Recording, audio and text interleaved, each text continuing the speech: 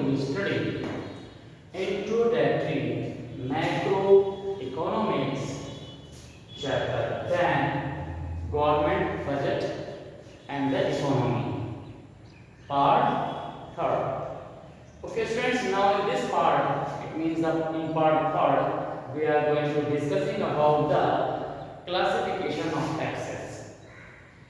Okay students, तो ये जो हम क्लासिफिकेशन टैक्सेस है वो हम यहाँ डिस्कस करेंगे। तो सबसे पहले तो आप ये समझ लें कि जो क्लासिफिकेशन ऑफ टैक्सेस है हम ये क्यों पढ़ रहे हैं, why we need the study of the classification taxes, because of revenue receipt of the government. देखिए हमने आपको जो बजट रिसीप्ट में बताया था, बजट रिसीप्ट में आपके पास क्या था कि एक आपके पास रेवेन्यू रिसीप्ट था और दूसरा कैपिटल रिसीप्ट था। तो अब यहाँ पर हमारे पास जो सोर्सेज आते हैं कि the sources which are related to the revenue receipts. तो रेवेन्यू रिसीट्स के जो हमारे पास सोर्स हैं वो हैं टैक्सेस। जो हमारे पास टैक्सेबल इनकम है ये आपके पास मेन आपके पास है, दूसरा नॉन टैक्सेबल आपके पास आएगा, वो नेक्स्ट टाइम हम आपको यहाँ समझाएंगे। लेकिन आप ये अच्छी तरह से समझ लीजिए कि जो हमारे पास जितनी भी रेवेन्यू रिसीप्ट है गवर्नमेंट की वो मोस्टली आपके पास टैक्सेबल इनकम कहलाती है। इसका मीन है कि हम टैक्स से जितनी भी इनकम जनरेट करते हैं या गवर्नमेंट जितनी भी इनकम जनरेट करती है वो आपके पास टैक्सेबल इनकम है। और टैक्सेबल इनकम क्या होता है, रेवेन्यू रिसीप्ट होता है।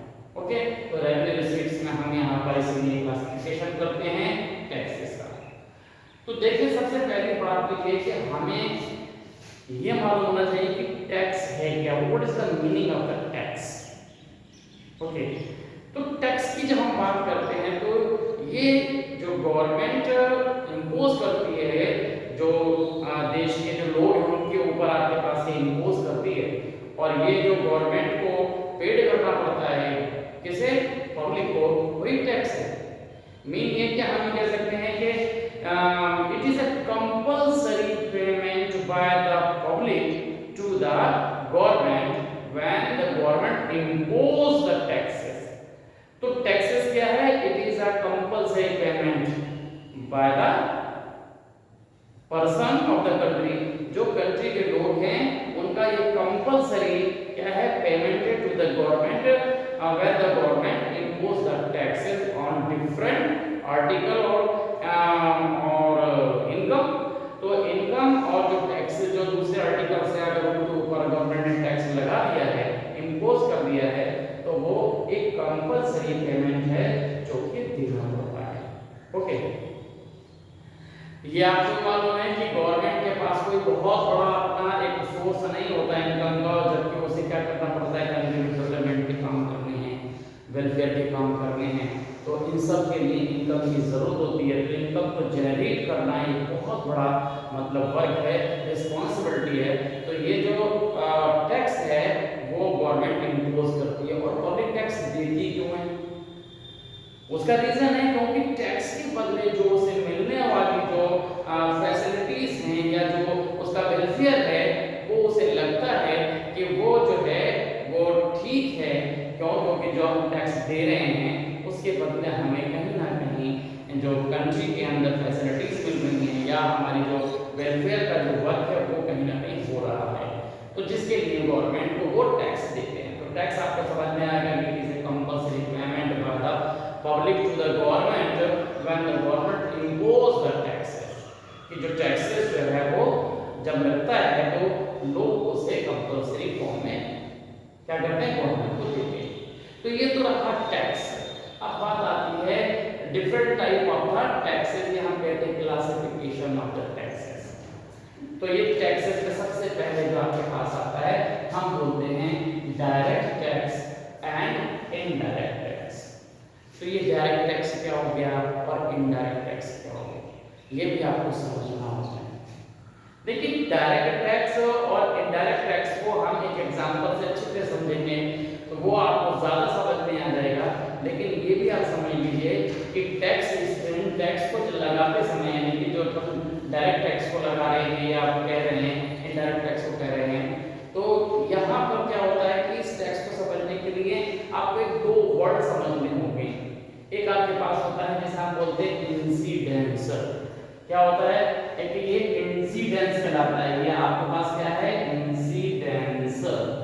एक ये इंसिडेंस है और दूसरा हमारे पास आता है जिसे हम बोलते हैं इम्पैक्ट। ये दो वर्ड आपके पास है, एक है आपके पास इंसिडेंस और एक है आपके पास इम्पैक्ट। अब इन दोनों को समझ लीजिए जिससे कि आपको ये समझ में आ जाएगा कि डायरेक्ट टैक्स कौन से होते हैं और इनडायरेक्ट टैक्स कौन से होते हैं। देखिए, इंसिडेंस का मतलब होता है किसी चीज का होना या घटना, मतलब किसी चीज पर लगना।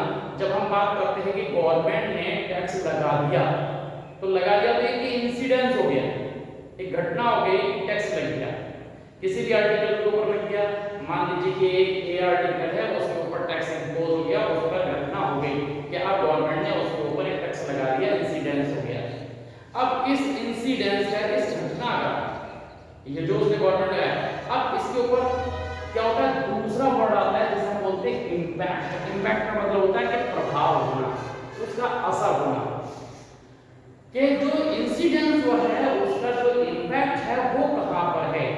क्या उस पर है जिस पर टैक्स लगा है या उस पर है जिस पर टैक्स नहीं लगा है? जैसे हम मान लें कि गवर्नमेंट ने क्या किया है कि टैक्स लगाया। हम यहाँ पर एग्जांपल ले लेते हैं, दो व्यक्ति का एग्जांपल ले लेते हैं। देखिए, एक ए व्यक्ति है और एक बी व्यक्ति है। ओके, अब बात करते हैं इस पर क्या है। यहाँ पर हुआ, गवर्नमेंट ने क्या किया? इंसिडेंस की बात करी। क्या हुआ? इंसिडेंस। तो इंसिडेंस का मतलब हो गया कि इस पर घटना होगी, यानी टैक्स जो है, जब ये आर्टिकल है ये खरीदता है या इसकी इनकम है, इसके ऊपर लगता है, तो इंसिडेंस अगर ए पे लगा, जो भी एप्लीकेशन हुआ किस पर हुआ? ए पर हुआ। अब ए पर जब एप्लीकेशन हुआ उस पर टैक्स इंपोज किया गया और फाइनली क्या हुआ? इसी पर असर हुआ किसका? टैक्स का। मतलब जो है टैक्स जो है वो इसे ही पेड करना पड़ा।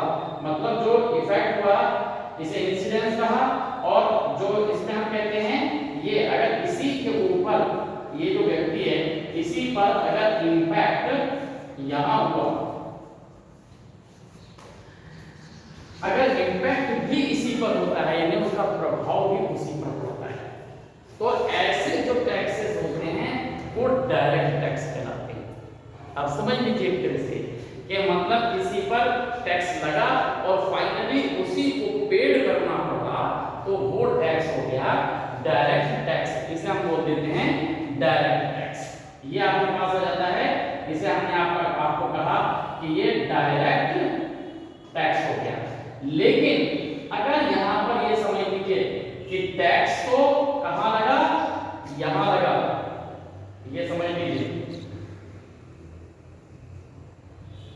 और इसका इम्पैक्ट दूसरे पर हुआ, दूसरे पर्सन पर हुआ। तो अगर ऐसा सिचुएशन है कि टैक्स तो एक पर लग रहा है लेकिन फाइनली उसे पेड कौन कर रहा है?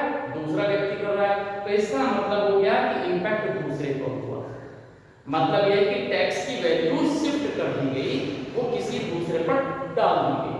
जब इस तरह की कंडीशन होती है तो उसका मतलब हो गया कि इंसिडेंस अलग हो गया और इम्पैक्ट अलग हो गया। तो जब इंसिडेंस और इम्पैक्ट दोनों अलग अलग हो जाते हैं तब हमारे पास आ जाता है इनडायरेक्ट टैक्स। और जब इम्पैक्ट और इंसिडेंस दोनों एक ही व्यक्ति पर हो तब आ जाता है वो डायरेक्ट टैक्स। तो डायरेक्ट टैक्स क्या होता है कि the tax which is imposed on a person and finally paid by the same person, this is the direct tax. और indirect tax का मतलब है कि if the government impose the tax on a one person and paid this value by the another person, अगर tax किसी एक पर लगा गया और वो उसकी जो वैल्यू है फाइनली किसने पेड कर दी? दूसरे व्यक्ति ने पेड की, तो वो आपके पास हो जाता है इनडायरेक्ट टैक्स। इसका एग्जांपल आप समझिए कि जब हम इनकम पर टैक्स लगाते हैं, इनकम टैक्स की बात होती है, तो इनकम का टैक्स का मतलब होता है कि जिस व्यक्ति की इनकम पर टैक्स लगा और फाइनली उसी व्यक्ति को अपनी इनकम से देना पड़ा, तो वो टैक्स हो गया डायरेक्ट टैक्स। और जो दूसरा टैक्स होता है जो कि इनकम पर नहीं लगता, आर्टिकल पर, गुड्स पर लगता है, जैसे आपका जीएसटी आपके पास।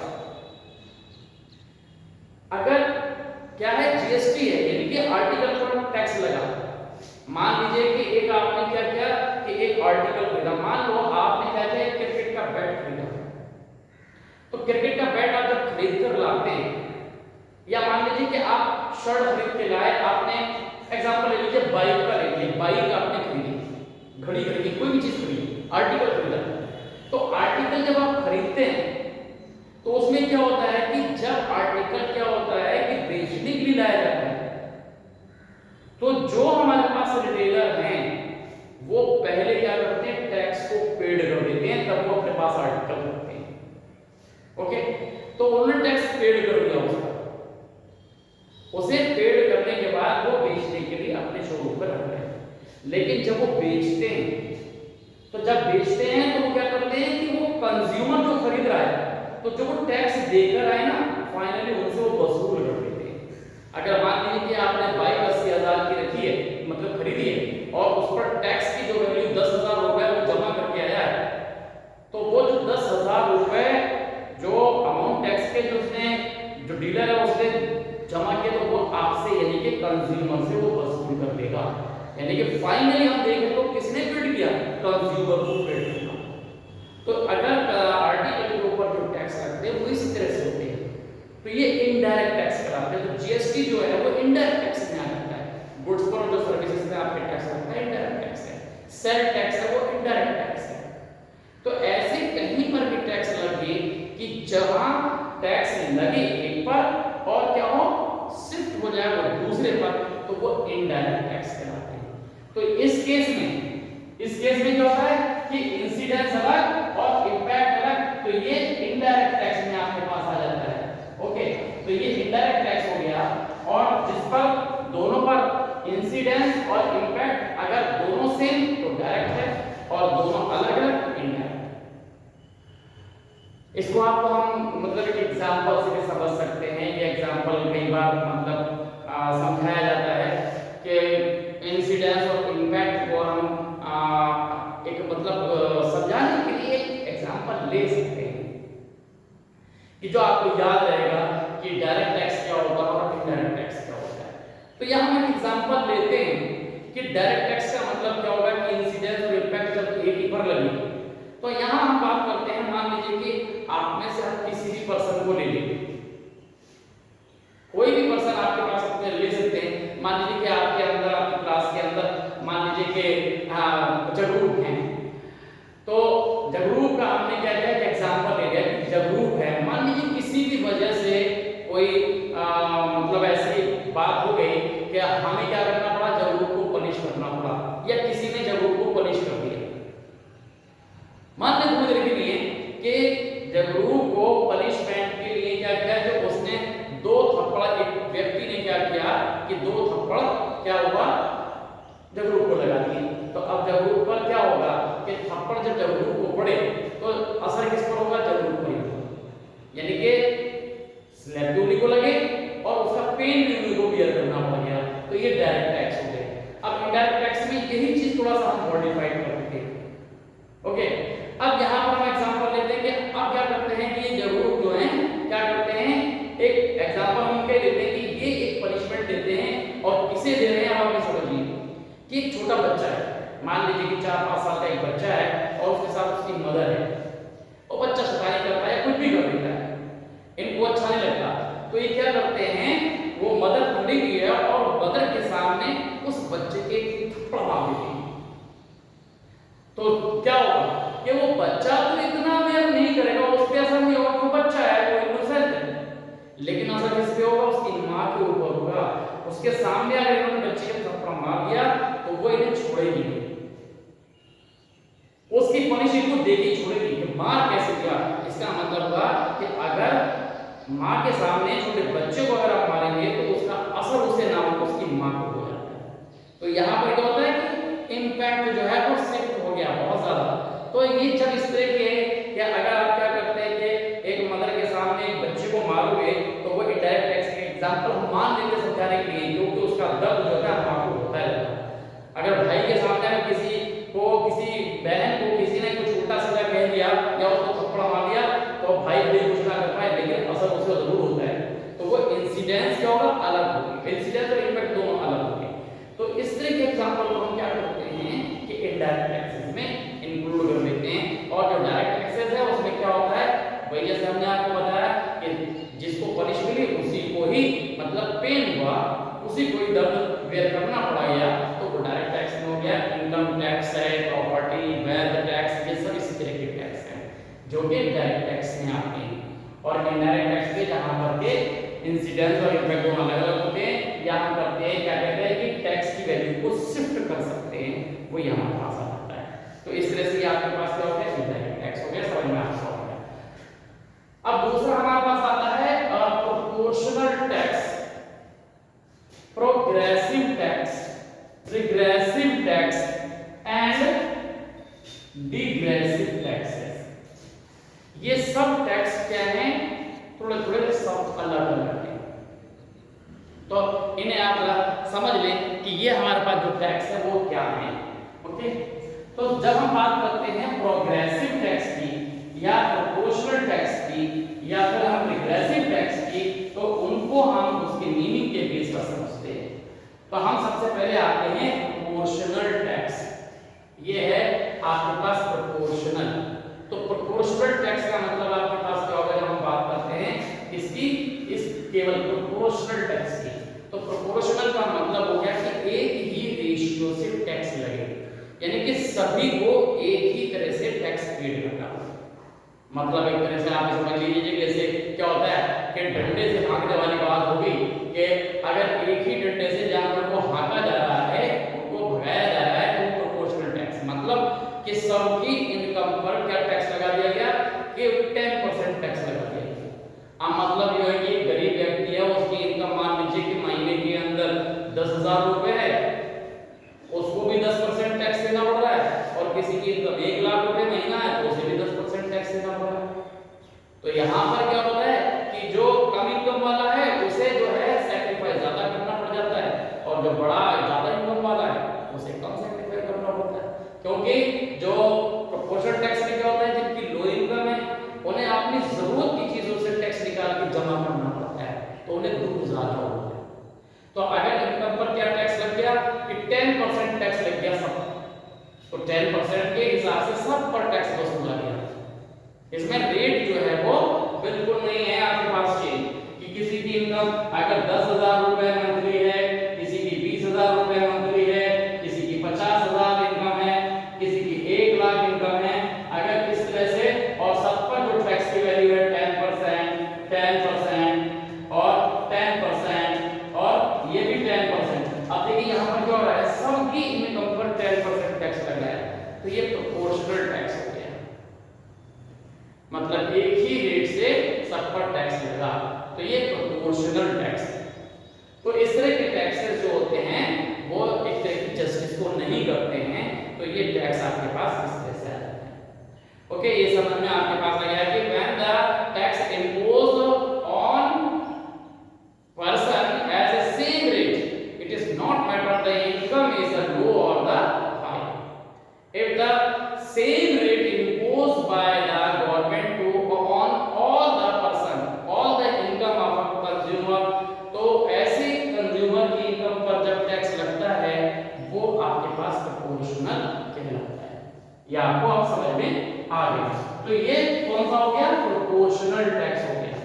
ओके, तो अब प्रोपोर्शनल टैक्स आपको समझ में आ गया। अब इसके बाद आता है प्रोग्रेसिव टैक्स। दूसरा क्या है, प्रोग्रेसिव टैक्स। अब प्रोग्रेसिव टैक्स क्या होता है, प्रोग्रेसिव टैक्स का मतलब नाम से प्रोग्रेस, यानी कि प्रोग्रेस किसकी, इनकम की प्रोग्रेस, कि जिसकी इनकम कम है उस पर कम टैक्स, जिसकी इनकम ज्यादा है उस पर ज्यादा टैक्स। ओके, तो जैसे मान लीजिए कि यहाँ पर जो टैक्स लग रहा है वो लग रहा है 5% लग रहा है, यहाँ पर 10% लग रहा है, यहाँ पर 15% लग रहा है, यहाँ पर 20% लग रहा है। अगर इस तरह से टैक्स लग रहे हैं कि as the income increase then the value of the taxes also increase, or the tax imposed by the government as a such manner where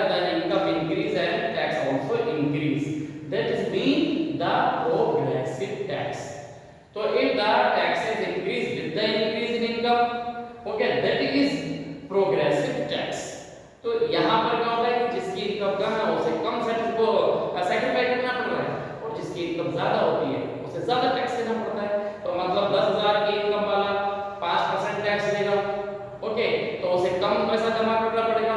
1 lakh की इनकम वाला है तो उसे कितना देना पड़ रहा है, उसे 20% देना पड़ रहा है। तो इस तरह से क्या होगा, उसे 20,000 रुपए देना पड़ जाता है। तो ऐसे में हमारे पास क्या होगा कि ये एक मतलब समझने की जस्टिस को शो करता है कि हाँ, जिसकी कैपेसिटी ज्यादा है वो ज्यादा टैक्स देगा, जिसकी कम है वो कम टैक्स देगा। तो इस तरह से हमारे पास क्या हो गया कि ये जो टैक्स हैं वो क्या कहलाते हैं, प्रोग्रेसिव टैक्स होते हैं। तो प्रोग्रेसिव टैक्स आपको पता लगे। तो ये ज्यादातर जो होते हैं जो प्रोपोर्शनल टैक्स होते हैं वो किस पर, आर्टिकल पर लगे होते हैं। तो अब आर्टिकल चाहे सस्ता कोई खरीदे या महंगा, मतलब गरीब खरीदे या अमीर खरीदे, अगर उस पर टैक्स लगा हुआ है तो अगर मान लीजिए बाइक है, अगर बाइक पर 10% टैक्स है तो चाहे वो 20,000 वाली इनकम वाला पर्सन खरीदे या 20 लाख वाला खरीदे, उसे सेम टैक्स पे करना पड़ेगा। लेकिन जब इनकम टैक्स होता है तो वो इनकम के साथ बढ़ता रहता है, तो वो आपका क्या होता है, वो टैक्स प्रोग्रेसिव टैक्स होता है। आपको ये समझ में आ गया।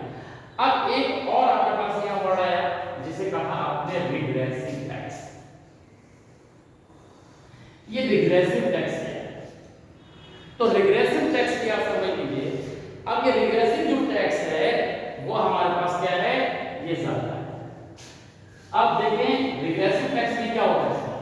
रिग्रेसिव का मतलब होता है कि जब आपकी इनकम क्या हो रही है, बढ़ रही है, तब आपके ऊपर जो टैक्स लग रहा है वो कम लग रहा है, वैल्यू कम हो रही है। और याद रखिए अगर ऐसी सिचुएशन आती है तो ये आपके पास क्या होगी, रिग्रेसिव आपके पास टैक्स की कंडीशन होगी। कहाँ लगता है, इनकम तो होती है लेकिन कहाँ होती है, ये होती है इन्वेस्टर्स या प्रोड्यूसर्स को होती है। और गवर्नमेंट प्रोडक्शन को एनकरेज करने के लिए ऐसे टैक्स को इंपोज करती है। जैसे उन्होंने इंडस्ट्री में लगा दिया है कि अगर आपका टर्नओवर क्या है कि 10,000 प्रोडक्ट का है तो उसने क्या किया कि आपके ऊपर 20% टैक्स लगा रखा है। कंट्री की प्रोडक्शन को क्या करना है, एनकरेज करना है। इनकम उसके हिसाब से होगी, प्रोडक्शन के यूनिट पर जब लगाते हैं। और उसने कहा कि अगर आप 10,000 से ज्यादा प्रोडक्शन करोगे तो हम आपके ऊपर लगाएंगे 15% टैक्स, हम आपका कम कर देंगे। तो इससे वो एनकरेज होता है और प्रोडक्शन बढ़ाता है। तो कंट्री की प्रोडक्शन में जो आपके पास यहाँ पर दिखता है कि आपके पास जब बढ़ेगा प्रोडक्शन तो एनकरेज होगा, टैक्स लगेगा। तो यहाँ क्या होगा, कंट्री का प्रोडक्शन बढ़ेगा, कंट्री की डेवलपमेंट में आपके पास प्रोसेस होगी, एम्प्लॉयमेंट बढ़ेगा, ये सब कुछ होगा। और इसे बढ़ाने के लिए गवर्नमेंट ऐसा कर रही है।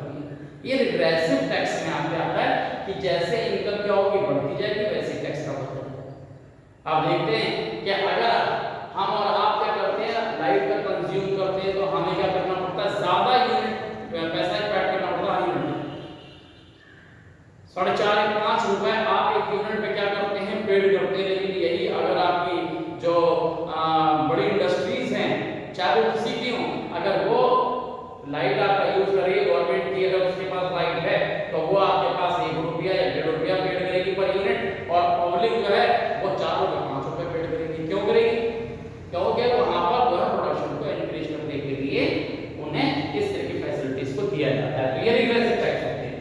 यहाँ पर क्या हो जाएगा, 10% हो जाएगा टैक्स, और यहाँ पर 5% रह जाएगा। क्या अगर आप 1 लाख से ज्यादा यूनिट दोगे, इसका मतलब है आप ज्यादा कंट्रीब्यूशन करोगे कंट्री के डेवलपमेंट में, तो आपको ज्यादा टैक्स की छूट मिलेगी। तो ये हमारे पास क्या हो जाएंगे, ये हो जाएंगे आपके पास रिग्रेसिव टैक्स हो जाएंगे। तो आप ये समझ में आ गया। ओके, अब आता है डिग्रेसिव टैक्स। देखिए डिग्रेसिव जो टैक्स है वो अलग से नहीं है। ये जो टैक्स है डिग्रेसिव टैक्स जो है वो हमारे पास प्रोपोर्शनल टैक्स और प्रोग्रेसिव टैक्स का कॉम्बिनेशन है। कि जब क्या हो, टैक्स इस तरह से लगे कि वो प्रोपोर्शनल भी हो और क्या हो, प्रोग्रेसिव भी हो। तो ऐसे में हमारे पास जो टैक्स की वैल्यू होती है वो हमारे पास क्या होती है, डिग्रेसिव होती है। तो इसमें क्या होता है, जैसे आजकल टैक्स किस पर लगता है, इनकम पर टैक्स लगता है। अब इनकम पर टैक्स आपके पास जैसे गवर्नमेंट लगाती है तो उसका स्लैब क्या है कि 3 लाख तक की जो इनकम है उसको एग्जम्प्ट कर दिया गया टैक्स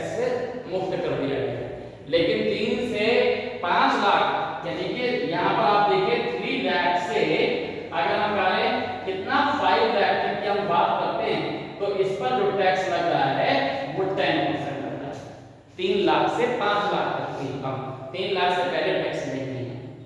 ओके, अब क्या होता है, यहाँ पर क्या होता है कि 10 लाख से लेकर, ये जो आप देख रहे हैं 10 से आपके पास कितना है, यहाँ पर मान लीजिए एक एग्जांपल के उसका 20 लाख आपके पास है, एक एग्जांपल के तौर पर यहाँ पर उसको लग रहा है कितना, 20% टैक्स। ओके, तो इनकम बढ़ गई तो उसके पास कितना लग रहा है, कितना।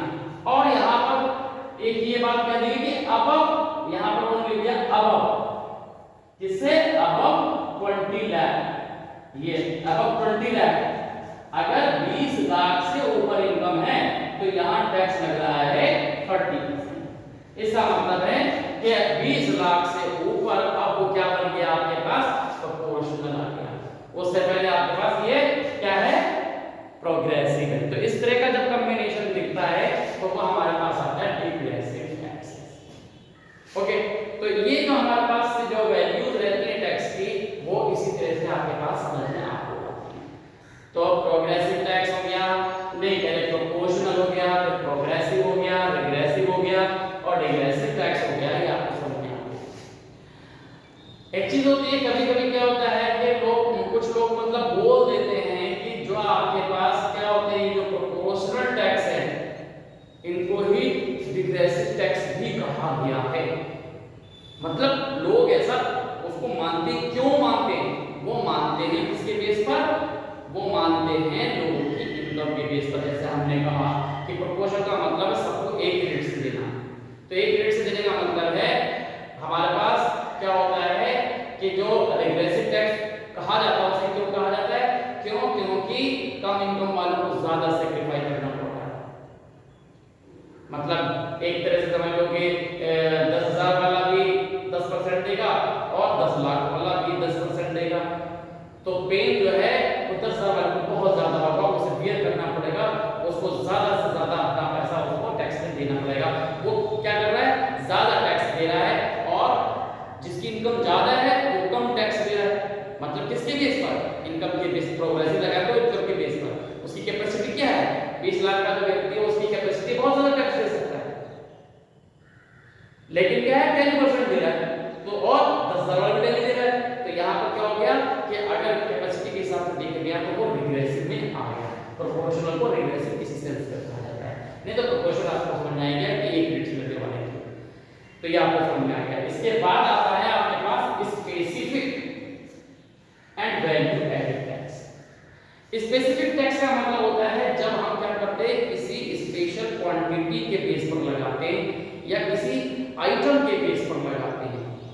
जैसे कि आप देखते हैं कि अगर आप क्या करें, थोड़ी देर के लिए आप समझ लीजिए कि आप क्या कर रहे हैं कि आप रजिस्ट्री करते हैं या लेटर भेजते हैं या आप स्पीड पोस्ट करते हैं। तो स्पीड पोस्ट में क्या होता है कि कभी आपको जो है जो स्टैंप लगाने होते हैं, कभी 20 रुपए के, कभी 40 रुपए के, कभी 50 रुपए के, क्यों, क्योंकि वेट के हिसाब से लगता है। तो अगर वेट के हिसाब से लगे, नंबर के हिसाब से, अगर 2 हैं तो 2 का टैक्स, 3 है तो 3 पे टैक्स, 4 है तो 4 का टैक्स। अभी आप क्या करते हैं, ट्रैवलिंग करते हैं, अगर 1 पैसेंजर है तो 1 पैसेंजर का टैक्स, 2 पैसेंजर है तो 2 का टैक्स, 10 है तो 10 का टैक्स।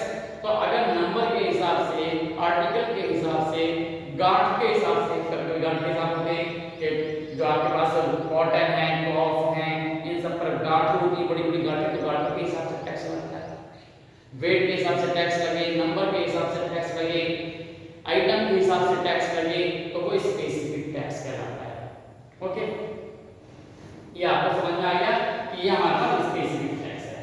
ओके, जैसे आप पैसेंजर के ऊपर टैक्स लगता है, स्टैंप लगते हैं, रजिस्ट्री के ऊपर टैक्स लगता है, प्रॉपर्टी के जैसे होगी वैसे टैक्स लगता है, स्टैंप वैसे लगते हैं जब आप उसको नॉमिनेट करते हैं।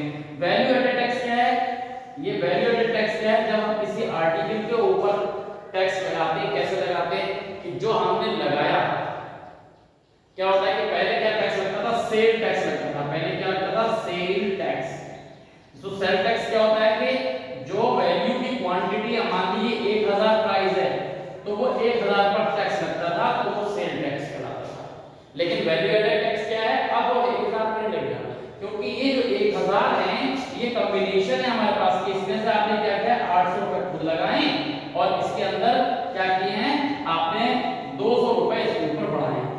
लेकिन टैक्स जो है वो किस पर लग रहा है, 1000 पर लग रहा है, तो ये टैक्स हो गया सेल टैक्स। लेकिन जब हम वैल्यू एडेड टैक्स लगाते हैं तो वैल्यू एडेड टैक्स क्या होता है कि जो वैल्यू हमने बढ़ाई है, आपने देखा ना कि आप कोई पैसा लगाओगे तो ऐसा तो है नहीं उतने में बेच दोगे, उसको बढ़ाकर आप लगा दो तो टैक्स लगना चाहिए, तो जितना आपने बढ़ाया उस पर टैक्स लगेगा। अगर यहाँ टैक्स 10% लग गया, सेल टैक्स अगर 10% है तो इसका मतलब है कि 100 रुपए लगेगा। और अगर वैल्यू एडेड टैक्स है तो वैल्यू एडेड किस पर लगेगा, केवल 200 पे लगेगा, क्योंकि आपकी वैल्यू जो है वो आपके पास क्या है, वैल्यू एडेड VA, जो वैल्यू एडेड टैक्स जो होता है वो वैट आपके पास से जाता है, तो वैल्यू एडेड टैक्स किस पर लगेगा, केवल 200 पर लगेगा। अगर 10% दोनों है तो यहाँ पर 100 रुपए लगा, यहाँ पर क्या लगा, 20 रुपए लगा। तो इस तरह से दोनों जो है अलग अलग होते हैं। तो वैल्यू एडेड टैक्स का मतलब आपको समझ में आ गया। ओके, तो इस तरह से जो टैक्सेबल इनकम है वो आपके पास क्या है, रेवेन्यू रिसीट का पोर्शन है, और रेवेन्यू रिसीट आपके पास इस तरह से आपके पास आएगी। तो ये आपके पास क्या है, सारी चीजें आपकी आ जाती हैं। तो वैल्यू एडेड टैक्स समझ लीजिए कि जो वैल्यू हम बढ़ाते हैं उस पर जो टैक्स लगेगा वो वैल्यू एडेड टैक्स होगा। क्या अगर आपने 1000 किसी चीज को प्राइस लगाए हैं तो इसमें आपने अपना बढ़ा हुआ पोर्शन भी रख दिया है, तो 200 रुपए बढ़ाए हैं तो और 800 रुपए लगाए तो 800 और 200 मिलाकर 1000 रुपए लगाते हैं, तो ये एक तरह से गलत हो गया कि जो आपका पैसा है उस पर टैक्स क्यों लगा रहे हैं। टैक्स लगाना चाहिए कि जो आपने इंक्रीज, जो आपने प्रॉफिट लिया उस पर टैक्स लगाना चाहिए, वही तो वैल्यू बढ़ रही है उसकी। तो जितनी वैल्यू बढ़ती है, अगर आपकी 800 रुपए की वैल्यू जो थी 800 रुपए 1000 रुपए रह गया, तो आपने क्या किया, 200 बढ़ाए, तो 200 पे जो टैक्स लगेगा वो वैल्यू पे टैक्स होगा। तो ये आपको समझना है। ओके, बाकी जो है नॉन टैक्सेबल वो हम अगले वीडियो में आपके ऑनलाइन क्लास उसमें आपको बताएंगे। Okay, thank you.